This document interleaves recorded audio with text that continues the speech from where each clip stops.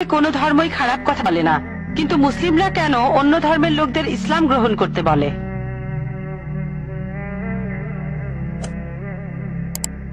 বোন, আপনি বললেন যে আপনি একটা মুসলিম পরিবারের সঙ্গে থাকেন অনেক বছর ধরে, তারপর বললেন যে সব ধর্মে ভালো সব কথা থাকে, কিন্তু মুসলিমরা আমাকে ইসলাম গ্রহণ করতে বলে কেন? পয়েন্ট নাম্বার 1, অন্য যেসব ধর্ম আছে সেগুলো যা বলে তার বেশিরভাগ কথাই ভালো, তবে ইসলাম ভালো কথা বলার পাশাপাশি আপনাকে দেখাবে কিভাবে সেটা অর্জন করতে হয়।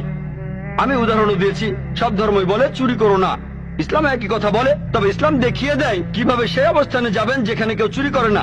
যাকাত দেন, সাহায্য করেন, এরপর কেউ চুরি করলে তার হাত কেটে ফেলেন, তাহলে চুরি করা বন্ধ হয়ে যাবে, কোনো অপরাধ থাকবে না। এজন্যই আমি বলেছিলাম যে ইসলাম ভালো কথা বলার পাশাপাশি আপনাকে দেখিয়ে দেবে কিভাবে সেটা অর্জন করতে হয়।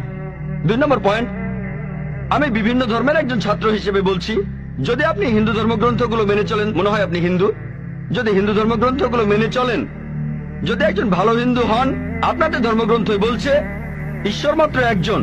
আমার লেকচারে অনেক হিন্দু ধর্মগ্রন্থের উদ্ধৃতি দিয়েছি, এক ঈশ্বর। আপনাদের ধর্মগ্রন্থ বলছে মূর্তি পূজা করবে না।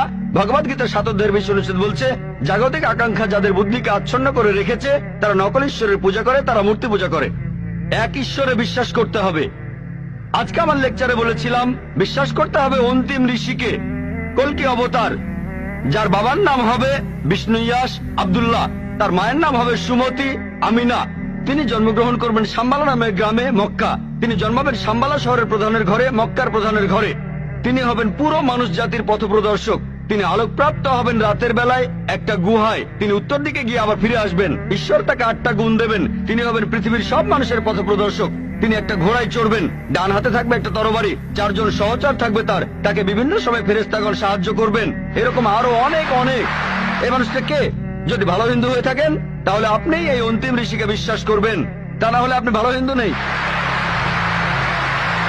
যদি ভালো হিন্দু হয়ে থাকেন তাহলে এক ঈশ্বর বিশ্বাস করবেন, তাহলে আপনি মূর্তি পূজা করবেন না। নাতাস্তি প্রতিমা আস্তি, মহান ঈশ্বর, তার কোনো প্রতিমা নেই, তার কোনো প্রতিমূর্তি নেই, তার কোনো ছবি নেই, তার কোনো ফটোগ্রাফ নেই, তার কোনো ভাস্কর্য নেই।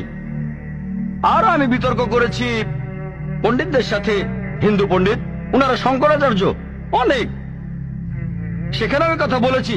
কোন শঙ্করাচার্যই আমাকে বলেননি ভাই আপনি ভুল বলেছেন, কেউ না।